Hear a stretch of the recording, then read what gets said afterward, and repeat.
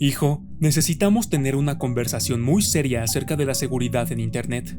Le dije mientras me sentaba a su lado.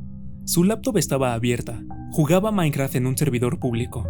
Sus ojos se encontraban estancados en la pantalla. Había una ventana de chat abierta con diversos comentarios. Hijo, ¿puedes dejar de jugar un minuto? Salió de su mundo de juego, cerró su portátil y me miró. Papá, ¿es otra de tus historias de miedo trilladas? ¿Qué? Fingí por un segundo y entonces le sonreí. Pensé que te gustaban mis historias. Este pequeño había crecido escuchando mis historias sobre chicos que se enfrentaban a brujas, fantasmas, hombres lobo y trolls. De la misma forma que muchas generaciones de padres, usaba estas historias de terror para reforzar su moral y enseñarle lecciones de seguridad. Los padres solteros como yo deben emplear todas las herramientas a su disposición. Frunció el ceño. Eran divertidas cuando tenía 6 años, pero ahora ya me estoy haciendo grande. Y no me asustan. Son algo tontas. Si me vas a contar una historia sobre Internet, ¿podrías hacerla muy aterradora? Lo vi de reojo, incrédulo. Él cruzó los brazos en señal de rechazo. Papá, ya tengo 10 años y puedo aguantarlo.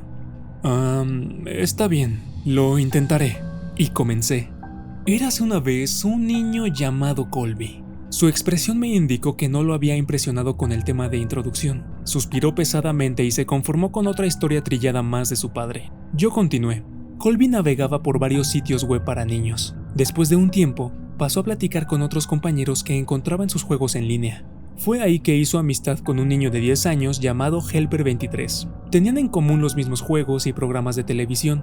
Se reían de los chistes del otro y exploraban nuevos juegos juntos. Tras varios meses de amistad, Colby le obsequió a Helper23 6 diamantes en el videojuego que estaban jugando. Fue un regalo muy generoso. El cumpleaños de Colby estaba cerca, y Helper23 quería enviarle un regalo en la vida real. Colby creyó que no tenía nada de malo si le daba su dirección a Helper23, siempre y cuando él prometiera que no se la daría a extraños o adultos. Helper23 hizo la promesa de que no la compartiría con nadie más, decidido a enviarle el paquete. Pausé la historia y le pregunté a mi hijo, ¿crees que fue una buena idea? ¡No!, respondió mientras agitaba la cabeza vigorosamente. A pesar de su actitud, se estaba interesando en la historia. Bueno, Colby tampoco. Se sintió culpable por haber dado su dirección y su culpa comenzó a crecer y crecer. Para cuando se puso el pijama la noche siguiente, su culpa y su miedo eran más grandes que cualquier otra cosa en su vida. Decidió que le contaría la verdad a sus padres. El castigo sería grave, pero tendría la conciencia limpia. Se metió en su cama mientras esperaba que sus padres fueran a arroparlo. Mi hijo sabía que la parte aterradora estaba por llegar. A pesar de su fanfarronería, se inclinó hacia el frente con sus ojos bien abiertos. Bajé la voz deliberadamente. Colby pudo escuchar todos los ruidos en la casa. Una lavadora balanceándose en el área de servicio, las ramas golpeándose contra la pared afuera de su habitación, su hermano bebé balbuceando en la cuna, y había algunos otros sonidos que no lograba identificar del todo. Finalmente, los pasos de su padre hicieron eco por las escaleras. «Oye, papá», llamó con cierto nerviosismo. «Tengo algo que decirte». Su padre asomó la cabeza por la puerta en un ángulo incómodo. Bajo la oscuridad, no se notaba el movimiento de su boca y sus ojos no se veían del todo sanos. «Sí, hijo». Su voz era muy diferente también. «¿Te encuentras bien, papá?», preguntó el niño. Ajá», susurró el padre con su voz extrañamente afectada. Colby se tapó con las sábanas a modo defensivo. ¿Está mamá en casa?» «¡Aquí estoy!». La cabeza de la madre saltó en el marco de la puerta por debajo de la de su padre. Su voz vibró en un falsete, algo para nada natural. «¿Nos vas a contar que le diste nuestra dirección a Helper23? ¡No debiste haber hecho eso! Te dijimos que nunca dieras información personal por internet. Él no era un niño de verdad, solamente fingía ser uno. ¿Sabes lo que nos hizo? Llegó a la casa, forzó la entrada y nos asesinó a los dos, solo para que pudiera pasar algo de tiempo contigo». Un hombre gordo, con una chaqueta húmeda, emergió desde el marco de la puerta sosteniendo 2 cabezas cercenadas. Colby soltó un alarido, mientras que el hombre tiró ambas cabezas, desenfundó su cuchillo y entró a la habitación para hacer de las suyas con el niño. Mi hijo gritó también. Cruzó las manos protectoramente sobre su rostro, pero apenas estaba calentando con la historia.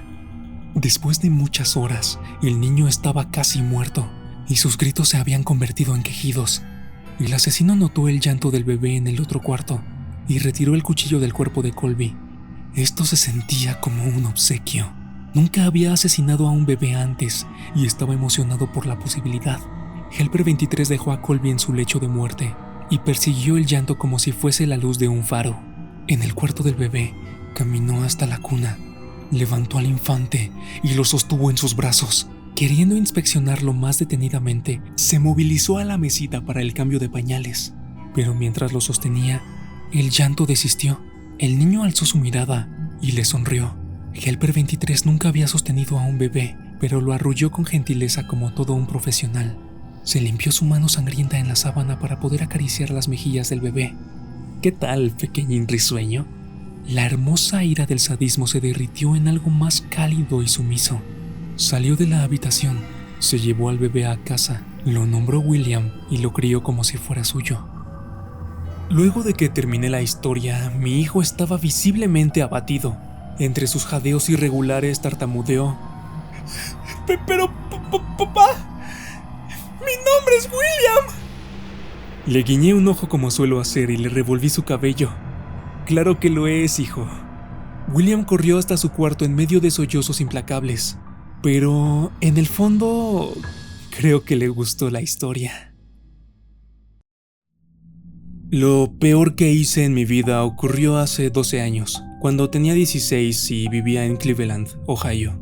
Fue en el principio del otoño, cuando las hojas estaban empezando a volverse naranjas y la temperatura empezaba a decaer, haciendo alusión al frío helado que estaba a pocos meses de distancia. La escuela acababa de empezar, pero toda la emoción de regresar y reunirse con los viejos amigos había sido reemplazada por la idea de que estábamos cautivos en un lugar que solo quería castigarnos de trabajo. Obviamente, mis amigos y yo estábamos dispuestos a hacer cualquier cosa con tal de recordar cuando no teníamos obligaciones. Aquellos días de verano, libres de responsabilidades.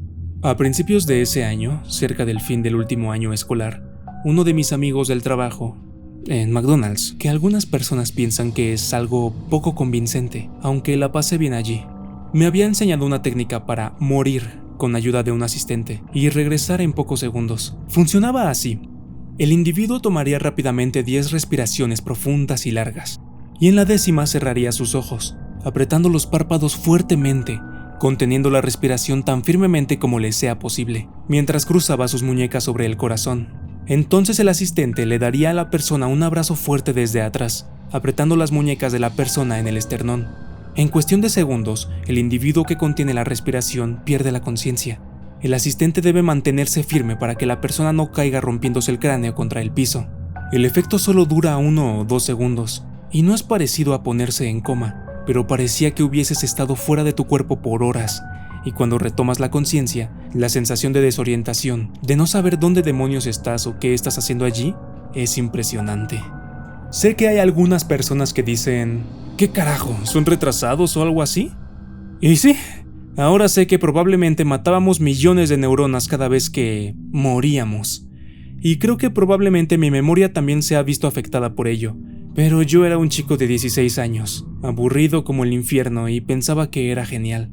Obtener los efectos y las luces que uno ve luego de un puñetazo en la cara sin pasar por el dolor de recibir un puñetazo, te diría que lo intentes para que lo pruebes por ti mismo. Pero luego de lo sucedido, nunca se lo recomendaría a nadie. Otro efecto secundario interesante de esto, que fue en realidad la causa real por lo que lo hacíamos, era porque mientras estabas fuera de tu cuerpo, siempre estabas lúcido y tenías sueños vívidos que podías recordar fácilmente al despertar. Después de todo, solo había dormido durante unos segundos. Éramos buenos chicos y nunca probaríamos drogas, así que para nosotros esto era lo que el LSD era para un hombre pobre. Estas visiones o sueños estaban relacionadas de alguna forma a lo que estabas mirando justo antes de morir. Por ejemplo, una vez soñé que estaba escalando una montaña. Estaba en la cima de los Himalayas o algo así, pero había un pasamanos allí. ¿Quién diablos pone un pasamanos de escalera a 20,000 pies? Cuando volví a mi cuerpo y recordé dónde estaba, me di cuenta de que había estado mirando la escalera que se encontraba en una esquina de la sala de estar de mi novia. En otra ocasión tuve una visión de Pedro Picapiedra sonriendo y levantando las manos delante de un mural con el logotipo de ERAD, que es Educación a Resistencia del Abuso de Drogas, un programa en el cual los policías enseñan a los niños en escuelas públicas sobre estos asuntos.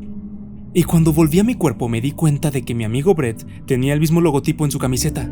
Ahora, ¿de dónde salió Pedro Picapiedra? No tengo idea.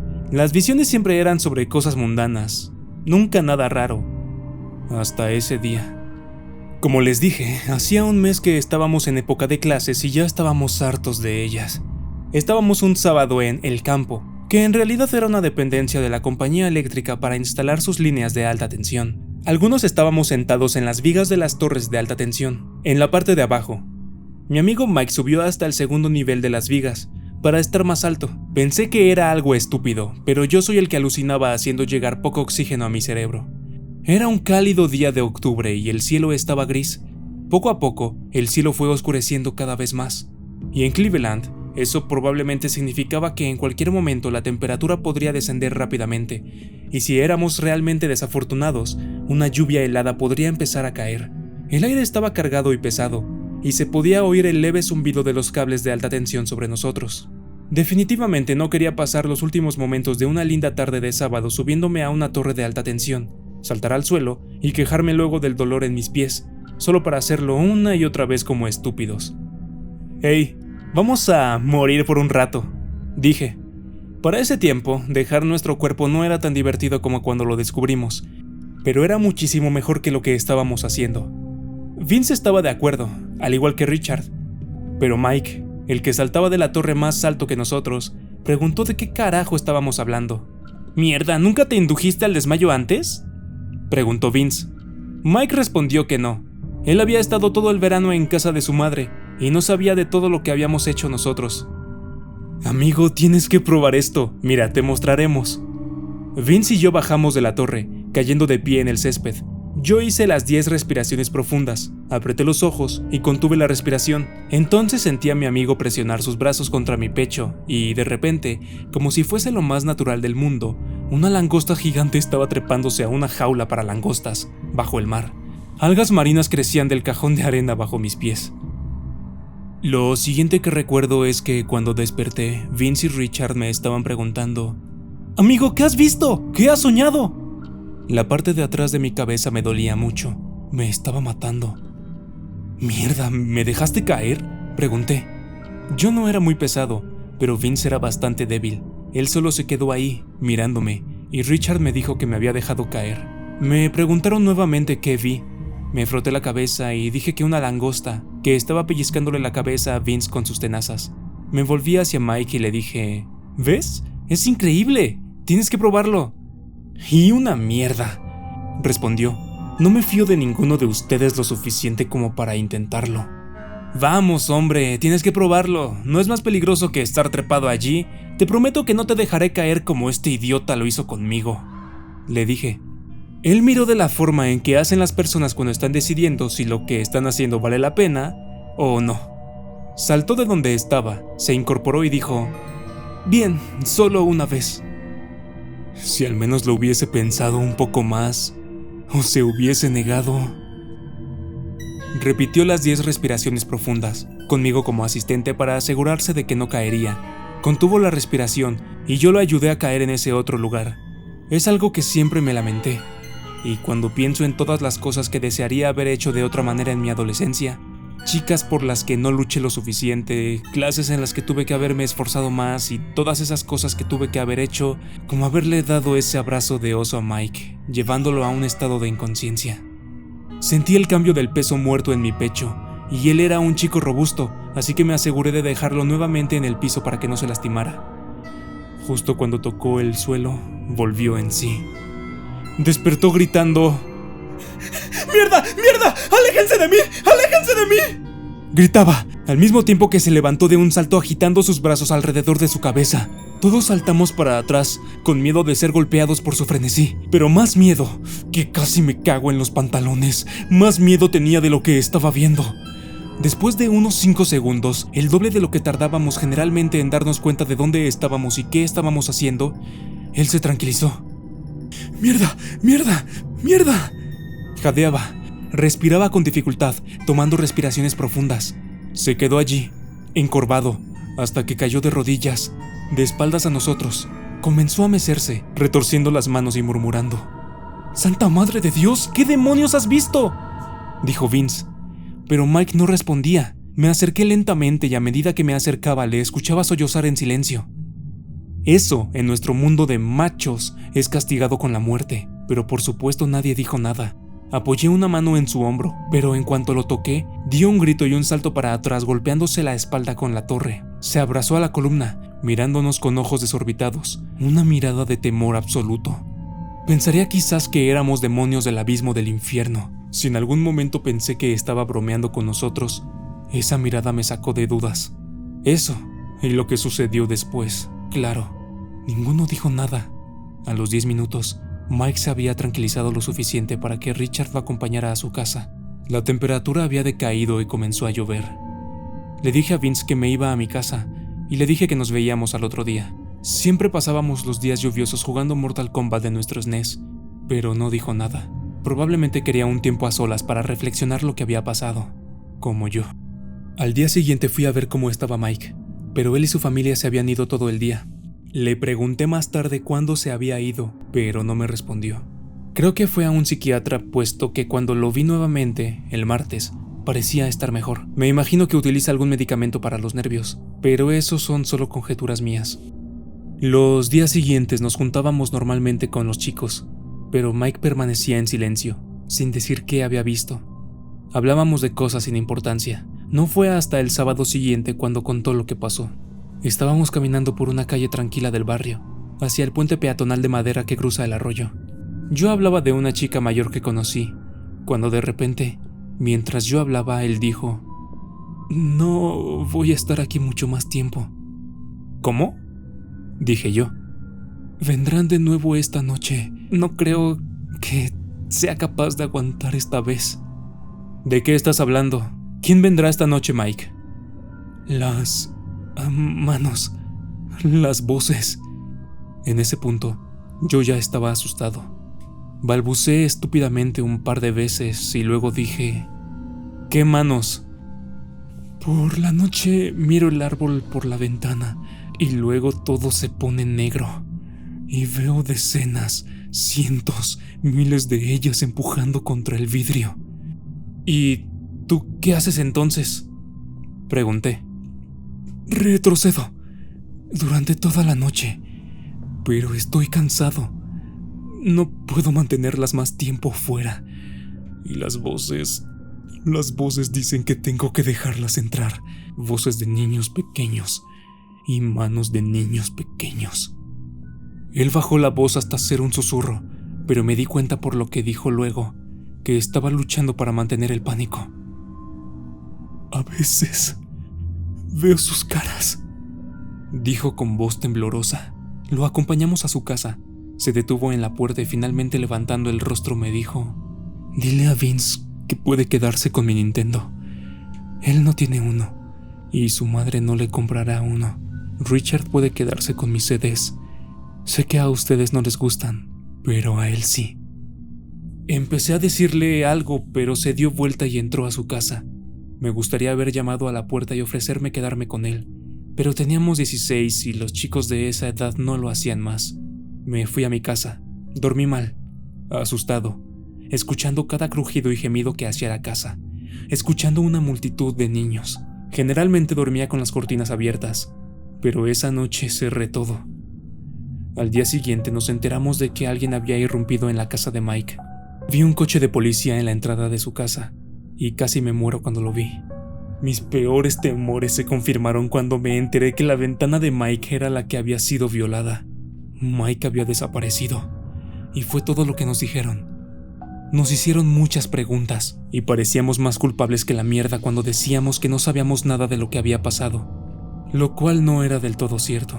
Ellos buscaban algún pervertido que haya secuestrado a Mike, pero no obtuvieron información de nosotros puesto que no teníamos nada que ver. Su foto aparecía en todos lados y lo están buscando. Cuando todo terminó, me fui a la biblioteca a investigar qué carajo había pasado, puesto que la internet no era tan eficiente en aquella época. No encontré mucho. Lo más cercano que encontré fue algo que descubrí después, en mi clase de Historia Universal.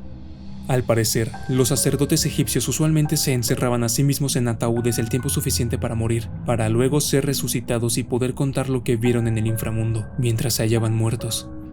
Solo puedo pensar que por el clima, o por la electricidad en el aire, Mike pudo tener una experiencia más poderosa a la nuestra, ya que habíamos hecho eso cientos de veces y nada raro había pasado. Tal vez golpearme la cabeza me salvó de lo que él sufrió. No lo sé, es algo que no terminamos de entender. A veces, pensar en todo esto me hace temblar.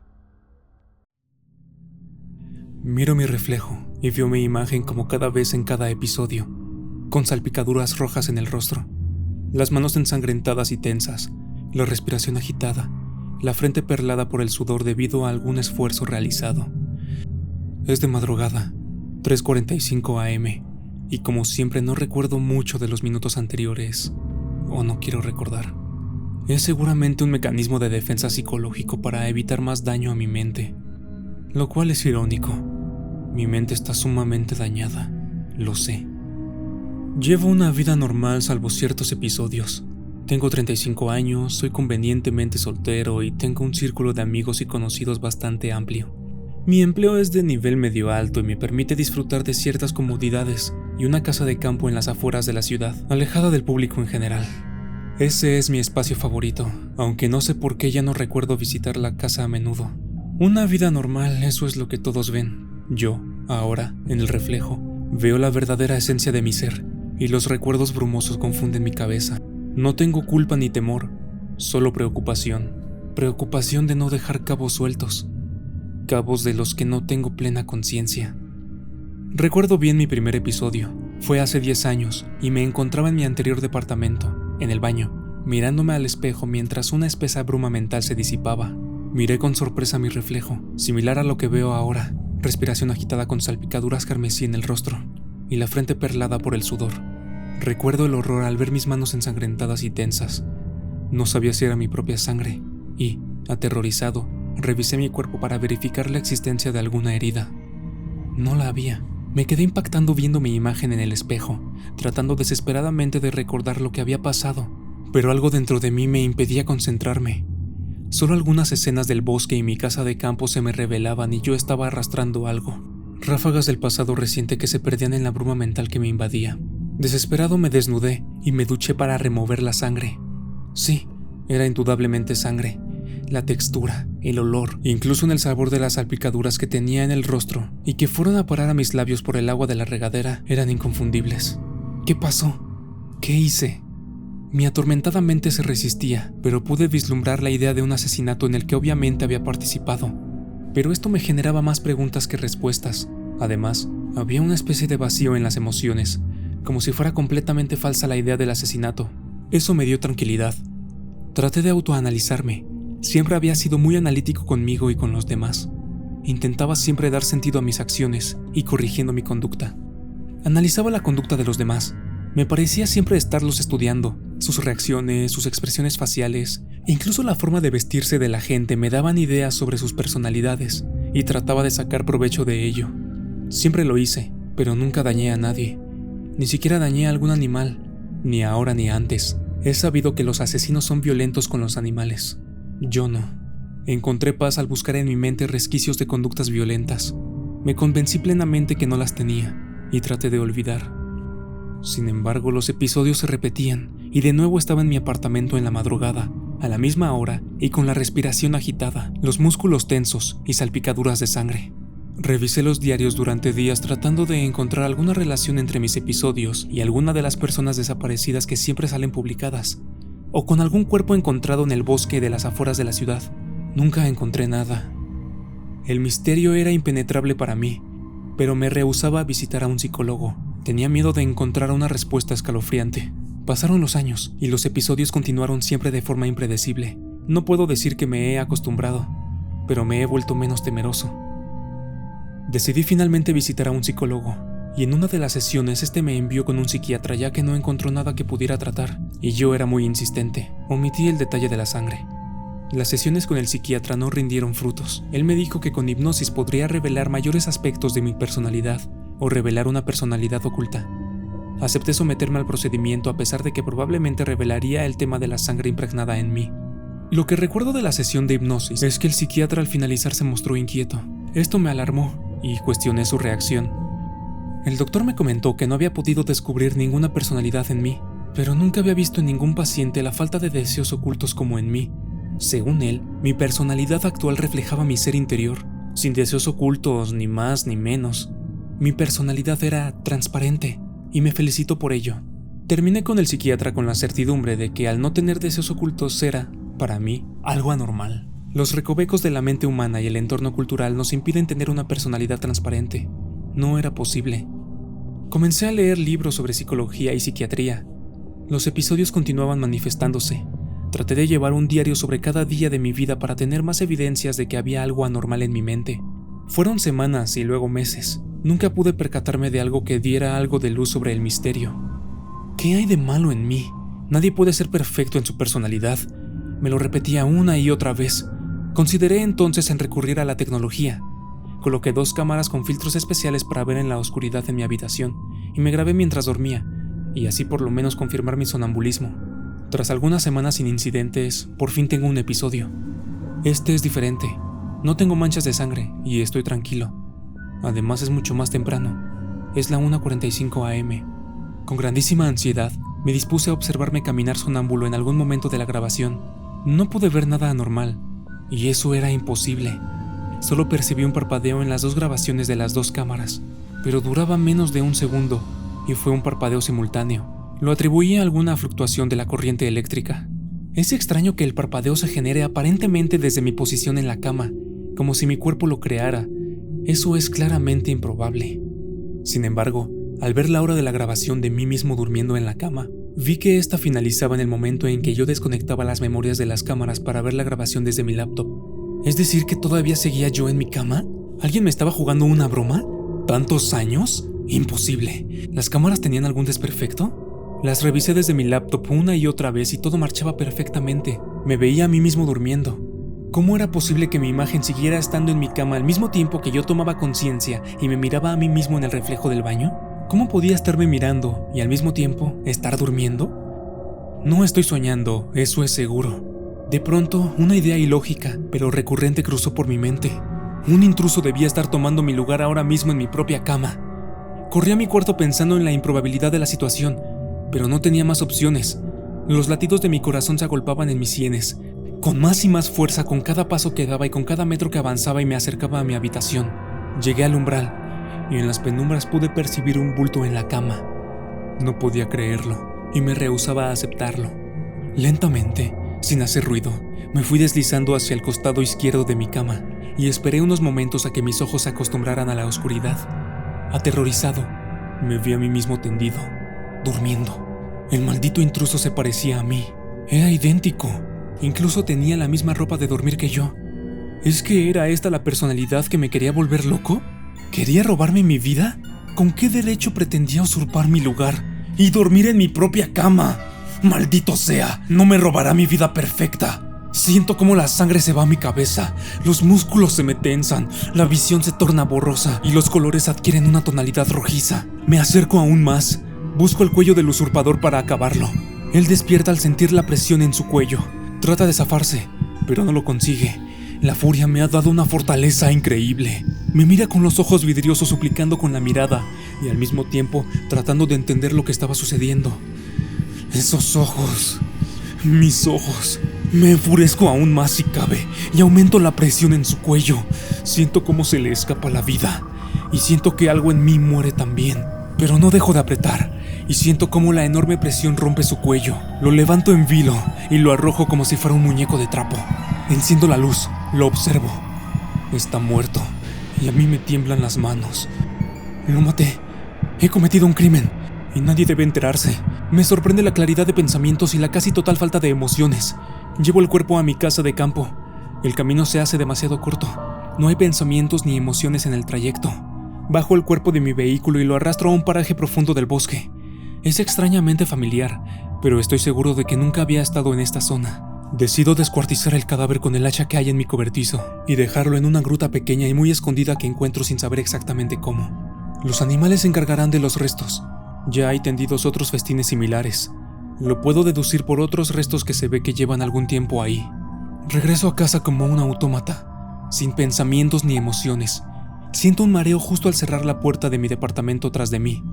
Son las 3:30 am y recuerdo que no debo dejar cabos sueltos que me incriminen. Borro la grabación de las cámaras. Dejo todo exactamente como debe estar. El mareo ahora es más intenso. La claridad de mis pensamientos se desvanece y ahora es casi imposible pensar. Me dirijo al baño para lavarme la cara. La tengo salpicada de sangre, al igual que las manos, y casi no puedo recordar los minutos anteriores. Justo antes de que se me nuble por completo la mente, veo la hora. 3:45 am, la hora exacta en la que tomo conciencia en mis episodios. Miro mi reflejo y veo mi imagen como cada vez en cada episodio, con salpicaduras rojas en el rostro, las manos ensangrentadas y tensas, la respiración agitada, la frente perlada por el sudor debido a algún esfuerzo realizado. Es de madrugada, 3:45 am, y como siempre no recuerdo mucho de los minutos anteriores, o no quiero recordar. Es seguramente un mecanismo de defensa psicológico para evitar más daño a mi mente, lo cual es irónico. Mi mente está sumamente dañada, lo sé. Me duché para quitarme la sangre y el sudor, y recordé las cámaras. Con grandísima ansiedad me dispuse a observarme caminar sonámbulo en algún momento de la grabación. Pero no hay grabación. El 25 de marzo a las 14:57 hora de Greenwich, el mundo se detuvo por 27 minutos y 54 segundos. No hubo sacudida repentina, nadie se quedó inconsciente, no hubo una ida a negros y de regreso. Para todos, el tiempo pareció estar y seguir normal, un segundo después del otro. Los pájaros volaron, la gente habló, el viento sopló, la lluvia cayó. Nada pareció indicar que algo inesperado le hubiera ocurrido a los habitantes del mundo. Para ser capaz de notarlo, debiste tener una perspectiva externa del planeta y sus torpes satélites artificiales.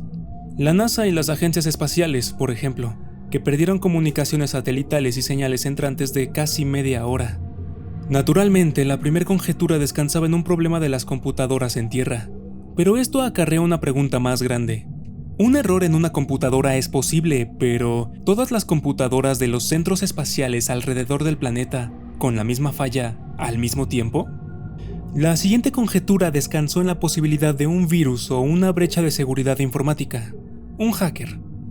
Un equipo internacional se ensambló con la finalidad de investigar lo que debía ser la mejor y más gigantesca operación coordinada de toda la historia.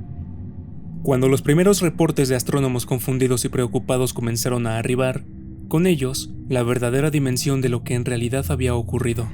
Utilizando datos extraídos de los observatorios telescópicos en Jodrell Bank, Palo Alto, Mont Pleasant y otros a lo largo del mundo, contrastados contra los registros estelares y los modelos computacionales vigentes del vecindario galáctico, pudo determinarse que durante 27 minutos y 54 segundos, la Tierra perdió sincronía con el resto del continuo espacio-tiempo. El mundo como lo conocemos parpadeó fuera de la existencia durante ese lapso, y luego regresó sin ningún cambio, como si nada hubiera pasado. Para toda referencia y resumen, durante esa breve ventana de tiempo, todos dejamos de existir. El equipo de investigación internacional fue reasignado. Se firmó un cheque en blanco, poniendo a disposición el máximo de recursos y atrayendo a las mayores mentes de todos los campos científicos, para investigar este hecho bajo la mayor confidencialidad posible. Nadie necesitó una explicación del pánico que resultaría devolver esta información pública antes de encontrar una racional y ojalá que tranquilizante explicación. Aquellos que no deseaban guardar silencio fueron invitados a colaborar con métodos menos ortodoxos. Al margen de los distintos nombres códigos asignados a los equipos de investigación, aquellos involucrados en el hecho comenzaron a llamar a la anomalía, con cierto tono cómico, el día que Dios parpadeó. En conversaciones casuales entre los miembros del proyecto, eventualmente esto terminó siendo acotado bajo el término de el parpadeo. Tras 6 toques de timbre, Ben finalmente abrió la puerta. «Mark, ¿qué haces aquí?» «Tú me invitaste». ¿Yo? Qué extraño. Y la razón era... Bueno, de todas formas, es bueno verte. Pasa. Conozco a Ben desde que somos niños. Fuimos a la misma escuela por un tiempo, antes de que su coeficiente lo llevara a escuelas especiales, y de ahí a esto. Nos mantuvimos en contacto, de todas formas. Sus padres pensaron, y pensaron bien, que Ben necesitaría de algún lazo con el mundo real, y apoyaron nuestra amistad, permitiendo que nos quedáramos en casa del otro y que saliéramos de viaje juntos, previniendo que las habilidades sociales de Ben se atrofiaran por completo. Como suele ser el caso con los niños genio, y produciendo a este tipo amnésico y distraído que al menos es capaz de funcionar socialmente a un nivel aceptable. Los dos terminamos en servicios informáticos, por supuesto a niveles bastante distantes. Yo tomé el camino del soporte técnico, casi siempre manteniendo sistemas de bases de datos para un grupo de pequeñas compañías independientes. Aburrido, sí, pero bien pagado, al punto que me permitía viajar. Él, por otro lado, trabajó de manera independiente, prefiriendo trabajar siempre desde su fortaleza de la soledad, como él mismo la llama, refiriéndose a sí mismo como un asesor experto. Su trabajo siempre fue mucho más variado y complejo, aunque nunca ha admitido abiertamente que suele hackear. Cuenta con el suficiente conocimiento técnico y la experiencia. Ha sido empleado de Google, ha trabajado para Microsoft y para IBM cuando ha necesitado que alguien pruebe los nuevos e impenetrables sistemas de seguridad, y cuando ha necesitado rastrear a alguien que encontró una grieta en sus impenetrables sistemas de seguridad. Prefería la última variable, le gustaba la intriga de la persecución y la paga era mucho mejor. Lo que era menos conocido era el trabajo que solía hacer fuera de registro, para entidades como el Departamento de Defensa y la NSA. Llegó a admitir que era más bien una suerte de alianza. Por un lado echaban mano de su inteligencia y capacidad, por el otro se mantenían al tanto de su inteligencia y su capacidad. Como me llegó a explicar un día, no le importaba mucho. Se quedan contentos sabiendo dónde estoy y qué estoy haciendo, al menos lo que ellos creen que estoy haciendo. Al final de la confesión sonreía, y me pasaba una hoja impresa con el último correo decodificado que había interceptado. No hacía nada más con las cosas que encontraba, lo hacía solo por el goce del reto. Siendo honesto, es difícil describir quién es Ben y cuáles son sus motivaciones. Desde mi punto de vista, simplemente acepté sus excentricidades, llegando a la conclusión general de que su vida estaba compuesta por un patrón complejo de pulsiones e ideas, entretejidas en una secuencia que siempre podía resultar genial o por completo lunática. Pensaba, por ejemplo, que cada vez que alguien decía la palabra abracadabra, un ángel perdía sus alas, o que el virus del resfriado existía como una enorme mente de colmena que evadía la detección de sus elementos al cambiar constantemente de huésped. Loca y extraña mierda como esa. La mitad del tiempo estaba bromeando. Para el resto de sus ideas, solo confiaba en que contaría con el suficiente sentido común para no compartir sus hipótesis. Luego estaban las veces en que hacía o decía cosas que terminaban en el polo opuesto, cuando terminaba teniendo una razón perturbadora y absoluta. En esas ocasiones solía hablar con una lucidez que parecía llevarlo muy lejos del resto de la escoria que nuestra especie suele ser, más allá de sus certezas y sus creencias, hasta tocar una verdad universal que todos deberíamos conocer. Todo lo que hago en esos casos es maravillarme de que alguien con un caleidoscopio por cerebro, capaz de sostener tal torbellino de pensamientos contradictorios, pudiera procesar todos los elementos y producir una gigantesca luz capaz de cambiarlo todo. Luego se desviaría para acusar a sus vecinos de ser agentes de la CIA, probando neurotoxinas en los gatos del barrio. Siempre voy cuando llama, sin importar sus teorías y sus hábitos. Era de verdad una conversación para experimentarse. Además, su colección de películas descargadas era algo para contemplarse. Además, era mi amigo. Fue durante un contrato con la NASA, vagando por su sistema en busca de pruebas sobre el Área 51, que dio con los primeros fragmentos de información que lo hicieron descubrir y deducir los hechos concernientes al 25 de marzo y al parpadeo, que cierto equipo internacional de especialistas investigaba. Siendo su único amigo, decidió contármelo todo respecto a esta conspiración, básicamente para presumir sus capacidades. De ahí la invitación. Mientras hablaba parecía importarle una mierda cómo mi cara se volvía cada vez más y más incrédula. Describió lo que las agencias espaciales y los astrónomos habían descubierto y cómo el equipo estaba ahora investigando lo que había pasado. Físicos, teóricos cuánticos, matemáticos, todo el espectro de la ciencia, todo enfocado en este solo problema y las preguntas asociadas al mismo. ¿Qué había pasado? ¿Por qué había pasado? Y mucho más importante, si era posible que pasara de nuevo, y si sí, ¿Cuáles eran las posibilidades de que se volviera permanente? Me contó también de cómo astrónomos amateur que habían notado la anomalía eran invitados al equipo, tratados como locos e incluso desaparecidos. Su mayor miedo descansaba en una reacción de pánico general, o que alguna religión se involucrara, y los muchos posibles genocidios en consecuencia. No hay nada más desconcertante que no ser capaz de confiar en tu realidad. Hemos crecido en un mundo donde está bien desconfiar de tu gobierno, de tus empleados, incluso de tu familia, pero ¿de tu mera existencia? Caos inminente. Entidades como el CERN han sido puestas en un protocolo de hiato permanente. Nadie tiene pruebas de que los experimentos conducidos ahí sean la causa, pero supongo que tenían que apuntar el dedo a algún lado, al menos hasta contar con más evidencia. Hay un montón de hipótesis en proceso en este momento, pero nada de experimentos. Debe ser cuestión de tiempo antes de que inviten a los guionistas de Doctor Who para colaborar en una explicación plausible. Suspiró al decir esto, se sentó sobre su silla reclinable y dio vueltas, mirando hacia el techo, perdido en sus pensamientos.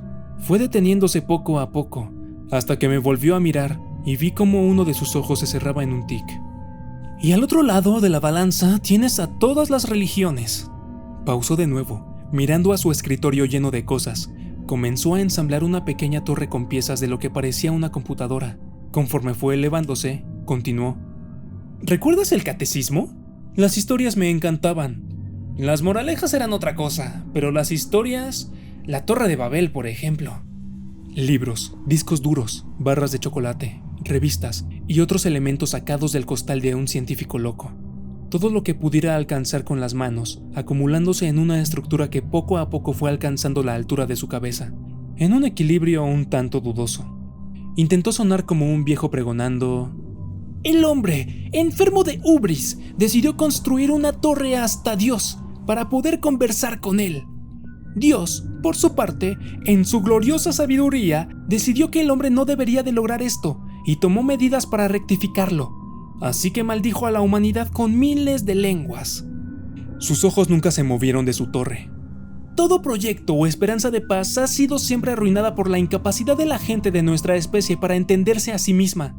Tal vez nos estamos rebasando de nuevo. Con eso del bosón de Higgs, tal vez Dios ha decidido que quiere algo de espacio personal de nuevo. Siempre ha sido algo egoísta con sus trucos y sus planes, después de todo. Le dio un empujoncito con el dedo, casi en la cúspide. Su torre se hizo pedazos contra la mesa. Esperó hasta que el sonido de la caída hubiera cesado. Tal vez el parpadeo, como lo llaman, sea Dios, mandándonos el memo sobre sus derechos de autor antes de que tengamos que asumir las consecuencias. Entonces sonrió. Su ateísmo se asomó de pronto. Personalmente, mirando los datos acumulados, creo que las respuestas están en otro lado. Me disculpé para atender mi teléfono. Salí de su casa y apagué la alarma que siempre programaba más o menos a esta hora, para despejar la cabeza un rato. Cuando regresé, su cabeza se encontraba sumergida al costado de la torre de una PC, ahora colocada en el escritorio en donde realizaba labores mecánicas. Estuvimos callados durante un tiempo, el silencio apenas interrumpido con su tarareo incesante desde adentro del aparato. De pronto comenzó a hablar de nuevo, desde allí adentro. Como te decía, creo que las respuestas se encuentran en un campo no examinado. Tengo pruebas estadísticas que así lo sugieren. ¿Estadísticas? ¿Tú? A Ben no le gustaban las estadísticas. Suele burlarse de ellas, y de hecho las culpa por el 63.75% de las cosas que están mal en el mundo. Diseñó toda una fórmula que comprueba esa cifra. Muy aparte, un día lo escuché decir que podría destruir el mundo con la hoja de Excel adecuada, y en mis momentos de mayor confusión, he llegado a creerle. Acepto que la mayor infalibilidad de las estadísticas las hacen ser las cosas más falibles del mundo, contestó a mi risa desde dentro de la torre, tanteando con una mano manchada de grasa y chetos, a la Gesech de un desarmador que le quedaba muy lejos. Toma toda la ficción y añádale bonitos porcentajes. De pronto se vuelve no ficción. Métele una gráfica de pastel y un diagrama y se transforma en una verdad inviolable. Sandeces, dije, mientras metía la mano en una bolsa de botana cerrada con un clip y un alambre. Sacó la cabeza de la torre, buscó mis ojos y dijo con cierto tono malicioso: pásaselo a la gente correcta, en el lugar correcto, en el momento correcto. Tendrás una ley. Contesté, ignorando su bonito discurso, en favor de una revista que estaba en el suelo, junto a una enorme pila de basura que bien podía representar todo su estilo de vida. Gruñó ante mi falta de entusiasmo argumentativo y continuó con uno de sus temas favoritos, metiendo la cabeza de regreso en la torre. En esos casos, me refiero a tus estadísticas básicas, demagogas incluso, marketing, grupos de presión, demográficas políticas. Esa clase de mierda asusta tontos. Ahora, el reconocimiento de patrones. Esa sola zona dentro del campo de las convenientes estadísticas. Para eso tengo tiempo. Asomó de nuevo, miró hacia su escritorio y manoteó debajo de un montón de hojas impresas. ¿Has escuchado de SETI, no? Pausa. Si vamos a territorio alien, puedes besarme el culo, colega. Me dio un vistazo molesto y en respuesta levanté las manos como si me estuvieran asaltando. Disculpe. Por favor, continúe. Oh, iluminado. Gracias. SETI, la búsqueda de vida extraterrestre, tiene, entre sus muchos trabajos, analizar las señales rebotando de aquí para allá a nuestro vecindario galáctico. De las que han extraído... 0 gramos de pruebas concluyentes respecto a vida inteligente. ¿Qué tal si han estado buscando los patrones equivocados? ¿Qué tal si puedes analizar todo ese conjunto de señales al azar de otra forma? ¿Qué tal si han estado buscando los patrones equivocados? ¿Qué tal si puedes analizar todo ese conjunto de señales al azar de otra forma? ¿Qué tal si hay un patrón, pero está distribuido en un periodo de tiempo tan grande que simplemente no hay manera de reconocerlo como tal? ¡Ja! Triunfante, su mano extrae un bloc de post-its de junto a la pila de libros, regando estos últimos a lo largo de su escritorio. Saca una pluma del bolsillo lateral de su pantalón. Escribe pendiente en el post-it superior y deja el papelito sobre la torre en la que tiene miles de años trabajando. Me mira con una enorme sonrisa de satisfacción. ¿Has estado viendo el History Channel de nuevo, verdad? Su rostro demostró cierto aire de indignación. Me dio la espalda y fue derecho a cerrar una guía de televisión que tiene sobre otro escritorio. ¿Qué tal si te digo que he escrito mi propio algoritmo de reconocimiento de patrones? ¿Qué tal si te digo que he encontrado un mensaje en los datos recolectados por el SETI? Sandeces, dije, intentando detener mi boca abierta, de pronto menos seguro de mí mismo, un poco más sacudido por la dirección que esto comenzaba a tomar. Bueno, no fue fácil, falsa modestia, y tengo que agradecer, entre otros, a la NSA. Aunque puede ser que si descubren que he estado corriendo este algoritmo en segundo plano dentro de su supercomputadora, tenga que desaparecer abruptamente. O disculparme, uno nunca sabe con estos tipos. Ven, el mensaje. Me puse de pie. Sí, el mensaje. Miró hacia todos lados, buscando algún recurso con que evadirme. Mis dudas volvieron enseguida. Bueno, era corto, y realmente no es muy impresionante decodificar algo como esto. Obviamente haría falta un protocolo de... Ven. Se quedó callado unos segundos. Se le enrojeció la cara. Se cubrió los ojos de vergüenza y dijo con una voz temblorosa: El mensaje dice... Hola, ¿está contento? Pasaron varios segundos de silencio antes de que comenzara a reírme sin control, sintiendo un alivio épico. Bueno, creo que es un mensaje muy puntual. Además es mejor que estás a punto de ser aniquilado. ¡Ay, Dios! Dame un segundo, no puedo respirar. ¿Interpreto entonces que no crees que haya encontrado un mensaje de una raza alienígena?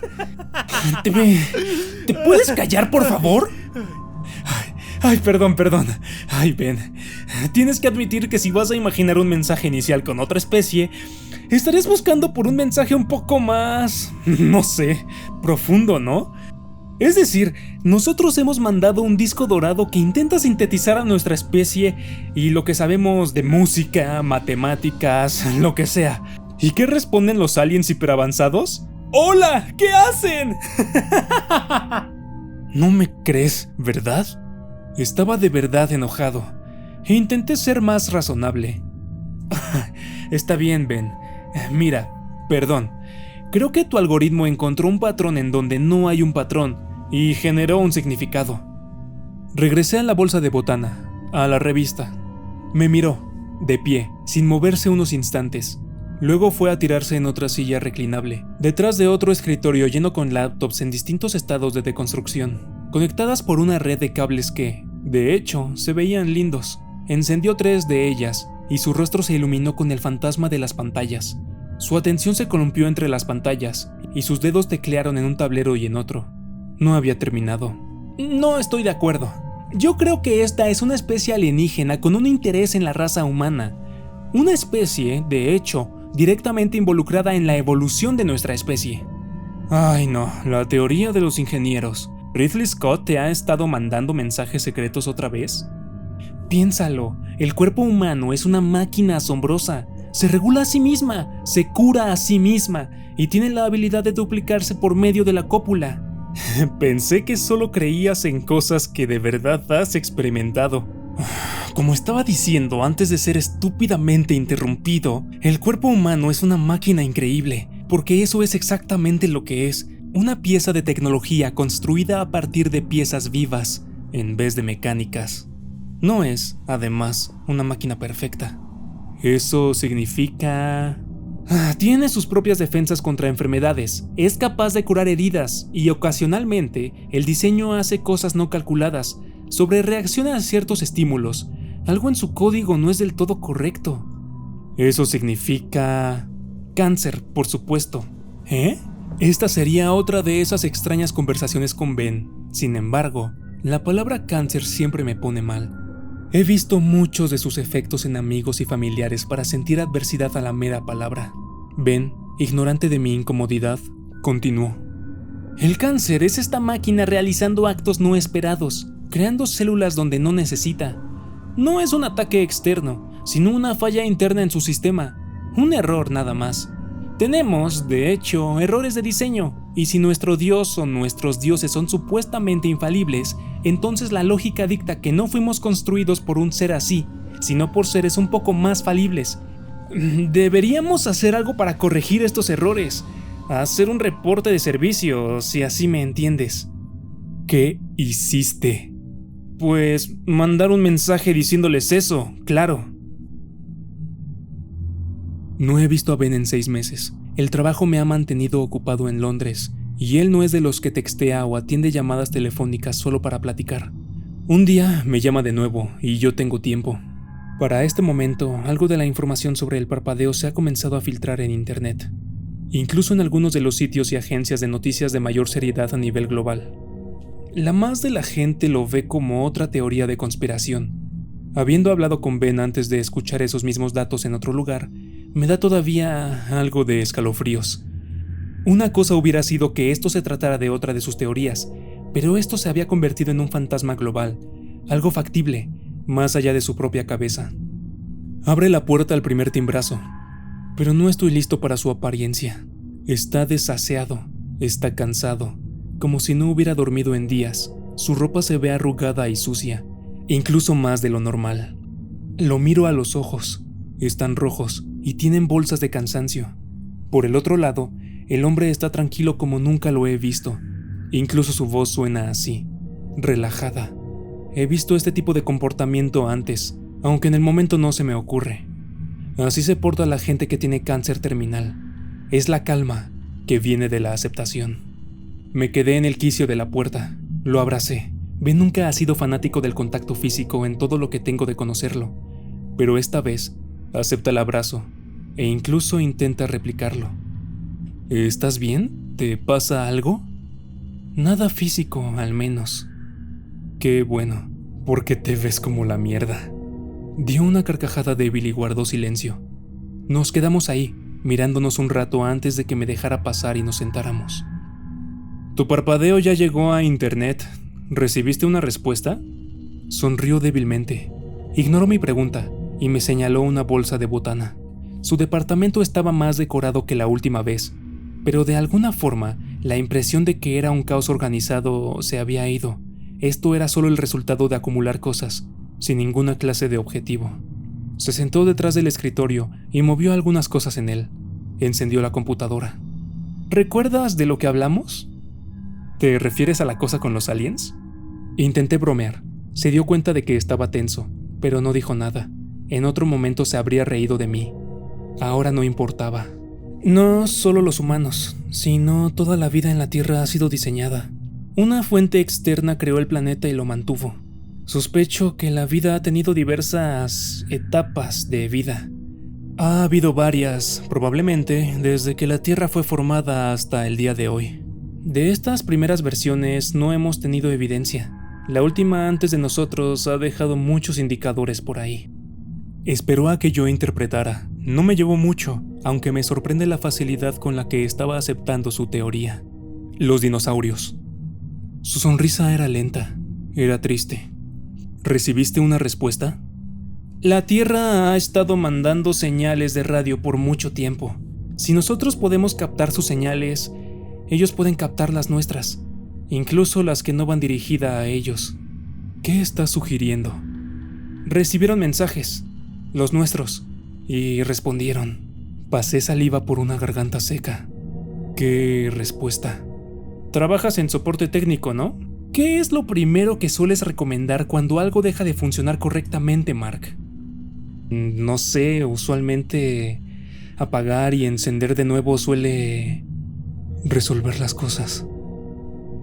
Mi voz se apagó en cuanto entendí lo que acababa de decir. Lo que él estaba diciendo. 27 minutos, 54 segundos. Ben comenzó a reírse, tosiendo tristemente en medio de la risa. Se fue por un tangente y comenzó a hablar de otra cosa. Yo seguía con un hueco en el estómago que presentí que no se iba a ir a ningún lado. ¡Carrozas de los dioses! ¡Carrozas de los putos dioses! ¡Imagina eso! Aliens bajando a enseñarle nuevos trucos a las primeras civilizaciones. O tal vez no. Tal vez la versión 6.0 estaba bajo garantía todavía en ese momento, y parte de la garantía incluía mantenimiento. Pongo mi dinero en que los dioses griegos son en realidad técnicos de reparación. Te hace preguntarte qué error en el código desencadenó Pompeya. ¡Cállate! De pronto estaba muy enojado. Muy enojado. La parte lógica de mí no quería más verdadazos. No podía con más, estaba seguro. Ben me estaba mirando, sin molestia, con algo de empatía incluso. Se levantó y fue por otra bolsa de botana y un par de cervezas. Le di un trago largo a la mía. Respiré. Continuó, con un tono más controlado de voz, menos histérico, como si hubiera alcanzado la cúspide de su locura y ahora regresara lentamente al otro lado. Explicaría por qué tantos de nosotros tenían panteones de dioses en el pasado.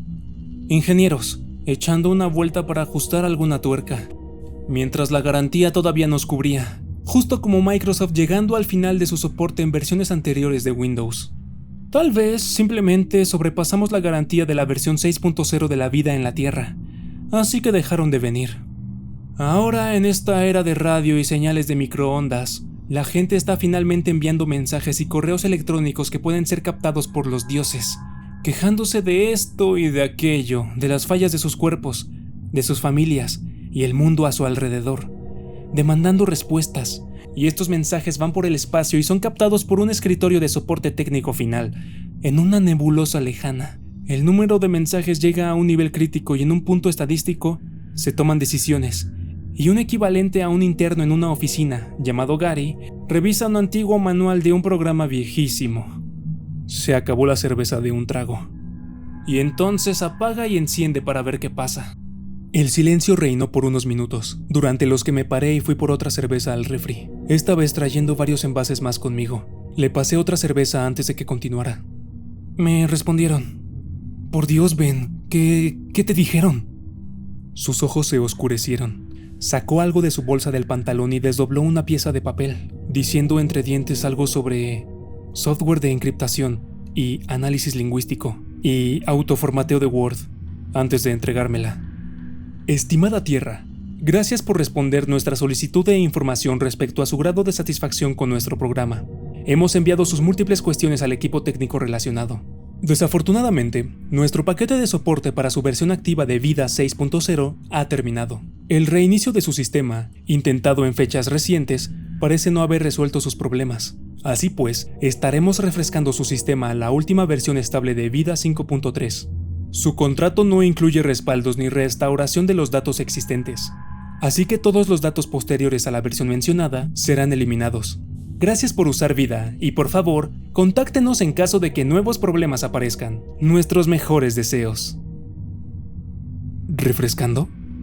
Usando la numeración de las versiones como guía, Calculo que estaremos regresando a la Tierra justo en la era jurásica. Mandé una respuesta, claro, solicitándoles que no hicieran nada.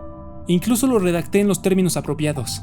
Hemos decidido continuar con esta instalación. Por favor, no reinicie ni refresque nuestro sistema. Por favor, ignore todos los reportes de errores a menos que sean enviados por mí, Ben Glover, sysadmin de la Tierra. Ojalá que lo hayan recibido a tiempo. ¿Reportes de errores? Sí, rezos. Ah, ok, sysadmin de la Tierra. No me miró, bajó la vista a su botella. Ahí se quedó. Bueno, tenía que sonar como si estuviera a cargo, ¿no? ¿Crees que les haya llegado? No sé, de verdad no lo sé. Tenemos esperanzas, al menos. Calculo que lo sabremos en las siguientes 2 horas. Es por eso que te he invitado a pasar este rato conmigo. Vamos a ver el fin juntos, ¿o no? Tal vez ni siquiera nos demos cuenta. El silencio reinó de nuevo, roto solo por nosotros tomando de las botellas. No había mucho más que decir. Se terminó su botella y bostezó. Para ser por completo honesto, no creo que los dinosaurios hayan tenido una oportunidad justa. Creo que deberían tener un segundo round. Estaba a punto de contestarle con toda la indignación de un ser en una realidad a punto de extinguirse. Su actitud me parecía irresponsable. Luego vi que apenas si se estaba aguantando la risa. Cuando todo fue dicho y hecho, ¿qué otra cosa queda además de esperar y reírnos de lo absurdo de todo?